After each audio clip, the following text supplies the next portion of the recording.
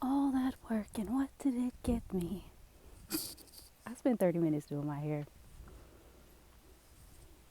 to just put it back under the bandana. Crazy work. As you can tell, I am walking again, and the South got something to say.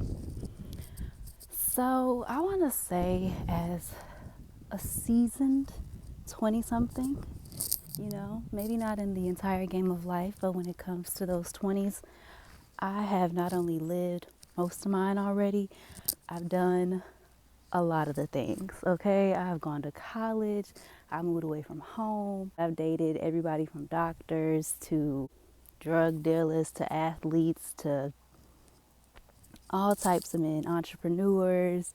I have lived in different cities. I have worked in like 3 different industries. I had all types of friends, traveled outside of the country, and somehow not been discouraged by a lot of things that have happened in life when things didn't go my way. So I think that I'm a pretty experienced person to speak on the subject that I want to speak on. I'm guilty of it too, going on social media and seeing like personalities that sometimes we try to portray. You go online and you see different archetypes of people, right? You see the classic baddie, you see the grunge baddie, you see the clean aesthetic baddie, you see the art girl, you see the spiritual girl, and a lot of the time we try to put ourselves in one of those boxes.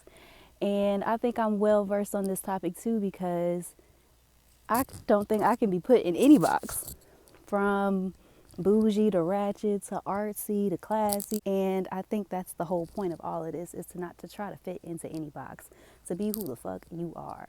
Because I just saw this TikTok that this girl was like, spent years trying to turn myself into a baddie just to get treated like I'm ugly. And the sad truth of it is, a lot of the time, the badder you are, the worse niggas gonna try to treat you, because a lot of men are insecure and they like to humble women. So be your fucking self. Like, it's just so obvious. Like, when I went back for homecoming 2022, and mind you, I'm drunk having the time of my life. That was a crazy ass homecoming because it was off of COVID. Like, it was my first homecoming back. I was towed up. Me and Scoob was towed up. And I'm just enjoying my life because I'm grown as fuck and I can do that. I've earned the right to just do what I want to do. We all have the right to do what we want to do, but we put ourselves in these boxes. So I'm lit, enjoying myself. And these 2 girls to the left of me, they just look at me and they're like, and they're like on their baddie wave, hair laid, makeup done, good, be cute. But girl, what is this little mean girl aesthetic you trying to do? And who feelings you finna hurt by looking at somebody crazy? Girl, obviously I don't give a fuck. You know what I'm saying? It's like the end of Mean Girls, when the new Mean Girls came and they almost got hit by the bus. I say all that to say, like, live your life and see what life creates out of you. It's nothing wrong with having a vision for how you want to carry yourself, how you want to appear in the world, but don't let that be modeled behind somebody else. And I know it's really easy to do, and I know that a lot of the time we are products of our environment and the things that we see, and that's fine, but you got to find ways to ground yourself and find you at the root of all of that. It's like, a lot of your personality is built off of experiences. You can't build your personality based off of what the fuck somebody else did. And I'm not talking about surface level, day-to-day, kiki, having fun, because I know I am good for a reference. Half of my dialogue be references to tweets, to shows, to songs, right? So obviously that comes from somewhere else. But when it comes to how you look at the world, look at the issues in front of you, interact with other people, like, you got to come from like a real place. You know what I'm saying? Like, you can't look to TikTok and think that you gonna build your personality off of that. No, you gotta get outside, baby. Go talk to somebody. Hop on the phone. That dude you been on DM with, give him your number so he can call you, so y'all can move forward and like live in the real world. Because you'll do all that work, and what will it get you? It is weird when people want to look the part but don't know how to play the part. Because people want to be a baddie so bad. Being a bad bitch is not an easy task. People make it look easy. And it does make life easier in some ways, but everything in life comes with some sort of responsibility. What movie was that? And here, like I said, I always got a reference for everything, but I was watching Fargo, and this last season, Tom Hanks was having a conversation with the main character. I forget her name now, and I forget his name on the show too, but he was a sheriff, and he was originally married to Shorty, and he was talking to her mother-in-law, and she was talking to him. I forgot what he said, but she was like, you want responsibility? You want freedom with no responsibility? Nobody in life gets that deal besides a baby. So anything in life you choose comes with a responsibility. You looking at people who you want to model yourself behind, and you don't know what that comes with. You can't want anybody's life because you don't know what comes with that unless you're willing to take that on. And life gonna show you real quick. You want to play that role? Like, hop in. Well, all I'm saying is get outside and live life. Stop trying to do what you see somebody else do. But, you know, at the same time, sometimes you got to learn by making that mistake. Sometimes you got to go and try to be somebody else, be somebody that you're not, just to figure out that that's not who you are. Whatever you try to be, you got to be prepared for what comes with that, and prepared for the mistakes that you're going to make along the way, and be prepared to look kind of lame when you're trying to be something that you're not, and you figure out that you're not that. Because it's been a lot of stuff I figured out I wasn't built for. And not even just not built for necessarily, not willing to do. Because I'm a very nonchalant ass person in real life. You know, like a lot of shit I'm not giving my energy to. And when you realize that, okay, you want to play this role, you got to do that. You got to do X, Y, and Z. Put that work in to go and be that thing you say you want to be. And when I'm like, it's not worth it, I don't want to put my energy there, I'll drop that shit. So that's all I'm saying. Like, it's really real outside. So go outside. But who is that realistic for anymore? Motherfuckers don't go outside. You know, last of a dying breed, born in 95. I got to go outside. I didn't have TikTok when I was in college. When I was first dating, neither did the people who are in my age range. So even though we're susceptible to a lot of shit, we had a different foundation already set forth. And I'm not trying to sound like an old bitch. I'm just saying, take it from me, as much outside exposure, as much actual human interaction you can get that, because that's how you're going to figure out who you are. You're not going to figure out who you are by watching somebody else be who they are. And then it's going to come time for real shit to happen, for you to really be in a real relationship, for you to really be in a real career, really have to deal with another person. And you're not going to know what to do, because you're not going to know what you're made of, because you didn't go outside and get those life experiences.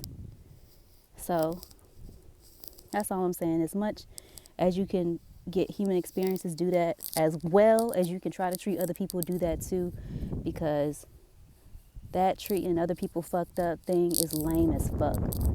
There is nothing lamer to me than when people go out their way to treat other people fucked up. Playing with people, emotions, money, feelings, any of that shit is lame as fuck. And also, while you don't know what you made out of, you don't know what other people are made out of. You don't know how somebody gonna react to some shit. That's why I think men are so fucking brave. Like, men are some of the most audacious people I've ever met in my life. They play with so many people, not all men, but, you know, men who try to play. Men who call themselves players, unless you really know who to fuck with, and even then somebody can surprise you. But think somebody won't rob your ass, get your ass dealt with, send your ass to jail. Think somebody won't get their lick back if you want to. Shit can get dark for anybody. And when you don't know, when you out here just playing with people, you gonna fuck around and meet the right one. That's why I don't be playing with people like that. Because I don't know what most people are even capable of. So I mind my business. You try to play with me in a weird way,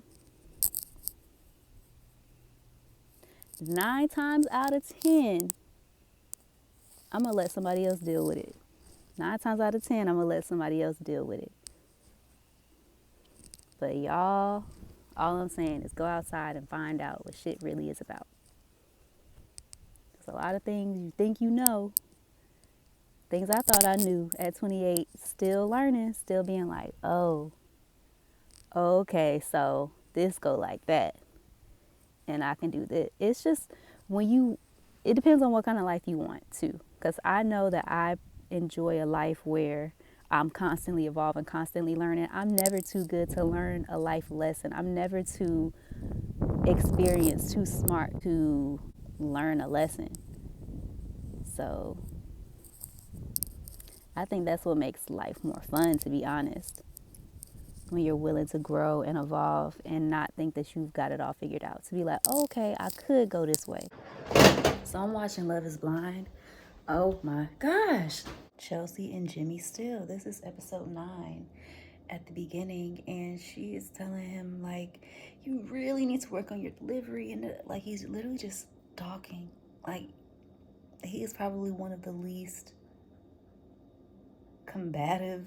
Like, he's just saying the words, no facial expressions, no anything. He even says everything with a little laugh behind it, so it lands well. Like, to me, it's just like looking at Chelsea. I see somebody who is so uncomfortable in their own truths and like their own self, so insecure. I hate to say that about another woman, but so insecure that she's pointing the finger back at him. You need to fix this, fix that, because what you said made me uncomfortable, because he pointed out a flaw in her. Like, she can't take how uncomfortable she is with herself, so in turn he has to fix himself because she's not doing the work to fix herself. So you need to fix yourself so you make me comfortable, but you're uncomfortable all on your own. Nasty work. Looking at Laura and looking at Chelsea, as a woman in her late 20s, I'm looking at two women. I want to say they're both in their early 30s, but just seeing the difference between the two. And I used to think that life was filled with different types of people, and that may be true. But I think a lot of the time, especially when you come to a certain place in life, a lot of people have just made different choices. Like, yeah, they're different in ways, but what's really different is the decisions that they made.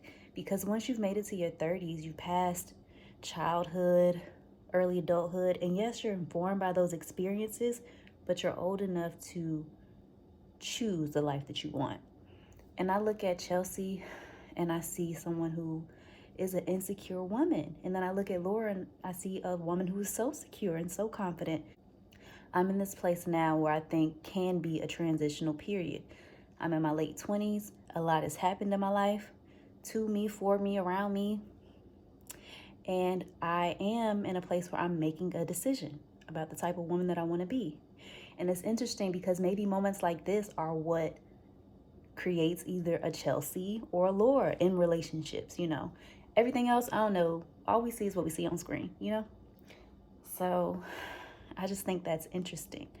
And who I identify with and why, and where I can see myself going, who I relate to. Yeah, it's interesting.